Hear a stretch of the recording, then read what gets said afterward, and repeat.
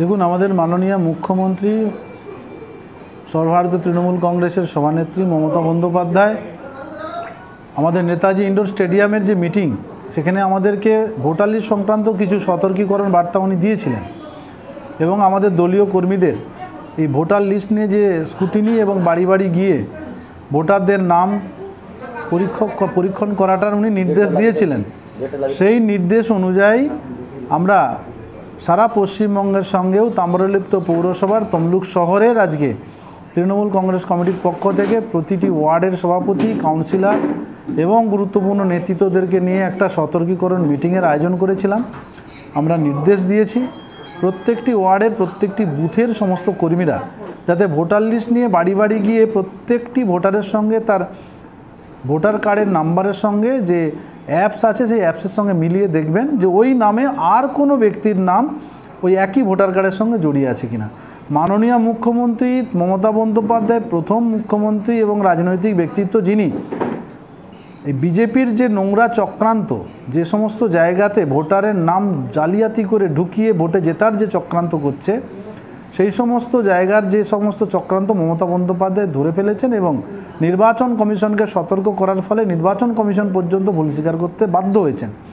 তাই আমরা জানি যে পশ্চিমবঙ্গকে টার্গেট করেছেন বিজেপি সরকার, যদি এখানে ভুল ভোটার অন্যান্য রাজ্যের ভোটারকে ঢুকিয়ে দিয়ে এখানে ভোটে জেতার একটা চক্রান্ত করছে। মানুষের মনে মনে মমতা বন্দ্যোপাধ্যায়ের নাম জড়িয়ে আছে, তাদের বুকে স্থান আছে এবং তৃণমূল কংগ্রেসের সঙ্গে মানুষের ওতপ্রোতভাবে যোগাযোগ হয়ে গেছে শুধুমাত্র সরকারি পরিষেবা এবং জনসংযোগ এবং সরকারিভাবে মানুষের পাশে থাকার জন্য মামাটি মানুষের সরকার। তাই আমরা তা সত্ত্বেও সতর্ক। আমরা মাননীয় মুখ্যমন্ত্রীর নির্দেশ অনুযায়ী প্রত্যেকটি বুথে বুথে আমরা সমস্ত কর্মীদেরকে নির্দেশ দিয়েছি। আজকে ভোটার লিস্ট, নতুন যে ভোটার লিস্ট দিয়েছি, মিলিয়ে দেখে যদি কোনো রকম ভুলভ্রান্তি থাকে আমাদেরকে জানাতে আমরা রাজনৈতিকভাবে সেটা আমাদের সরকারিভাবে যে নির্বাচন কমিশনের দায়িত্বপ্রাপ্ত অফিসারদের কাছে আমরা জানিয়ে সেটা সংশোধন করার জন্য ব্যবস্থা করব। আজকে সভায় আমাদের জেলার মাননীয় চেয়ারম্যান আমাদের চিত্তরঞ্জন মাইতি ছিলেন। আমরা মাননীয় বিধায়ক সাহেবের অফিসেই আমাদের মিটিং করছি, বিধায়ক সাহেব উপস্থিত আছেন। আমাদের পৌরসভার চেয়ারম্যান, ভাইস চেয়ারম্যান সহ সমস্ত কাউন্সিলরদের মধ্যে প্রায় সবাই উপস্থিত ছিলেন। চেয়ারম্যান সাহেব একটু ব্যস্ত থাকার জন্য উনি তার রাজবাড়ির মিটিংয়ে বেরিয়ে গেছেন, দু একজন কাউন্সিলর আসতে পারেননি। বাদবাকি রাজনৈতিক ব্যক্তিত্ব, জেলার যারা পদাধিকারী, জেলার যারা শাখা সংগঠনের সভাপতি, সভানেত্রীরাও উপস্থিত ছিলেন। আমরা তার সঙ্গে সঙ্গে আজকে আগামীকাল দোল উৎসব, তাই দোলের শুভেচ্ছা জানিয়ে সমস্ত কর্মীদেরকে আজকে একটু আবিরে রঙিয়ে একটু মিষ্টি মুখেরও আয়োজন করেছিলাম। আমরা আপনাদের মাধ্যমেও সমস্ত মানুষজনকে আগামীকাল যে পবিত্র দোল, সেই দোলে উৎসবের যে রঙিন শুভেচ্ছা আমরা সবাইকে জানাতে চাই।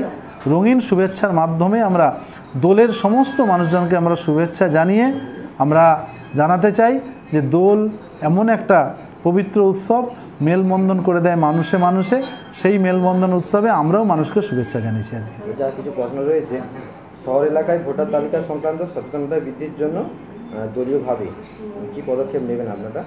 আমরা দলীয়গতভাবে প্রত্যেকটি বুথে বুথে আমরা সচেতনতার সঙ্গে আমরা ভোটার লিস্টটাকে চেষ্টা করব যাতে কোনো ভুলভ্রান্তি যাতে না থাকে, যাতে বহিরাগত ভোটার, মৃত ভোটার, ভুতুড়ে ভোটার যদি এরকম কিছু থেকে থাকে আমরা সেটা সক্রিয়তার সঙ্গে সেটা নির্বাচন কমিশনে জানিয়ে সেই নামগুলো বাদ দেওয়ার ব্যবস্থা করব।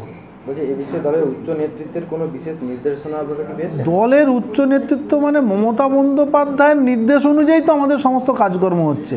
মমতা বন্দ্যোপাধ্যায় নির্দেশ দিয়েছেন, জেলার সভাপতি নির্দেশ দিয়েছেন আমাদেরকে, আমরা সেই অনুযায়ী কাজ করছি। দলীয় এটা কর্মসূচি এবং এটা একদম সক্রিয়ভাবে এইটাকে পালন করতে হবে এবং আগামী পরশু এই নিয়ে যথেষ্ট প্রতি পদক্ষেপে মিটিং আছে। তমলুক শহরে নাগরিকদের উদ্দেশ্যে টাউন সভাপতি হিসেবে শাসক দলের তৃণমূলের আপনি কি বার্তা দিতে চান এই ভোটার তালিকা সংক্রান্ত বিষয়ে? দেখুন, তমলুক শহর সবসময় সচেতনতার শহর। আমাদের মামাটি মানুষের সরকারের পাশে তমলুক শহরের বাসিন্দারা আছে। উন্নয়নের নিরিখে হয়তো আমরা মানুষের এখনও পর্যন্ত 100% মনের মতো উন্নয়ন পৌঁছে দিতে পারিনি। কিছু কিছু ক্ষেত্রে আমাদের ত্রুটি আছে। যত তাড়াতাড়ি সম্ভব আমরা 100% না পারলেও মানুষের চাহিদা অনুযায়ী যতটা সম্ভব উন্নয়ন আমরা মানুষের কাছে পৌঁছে দেবো।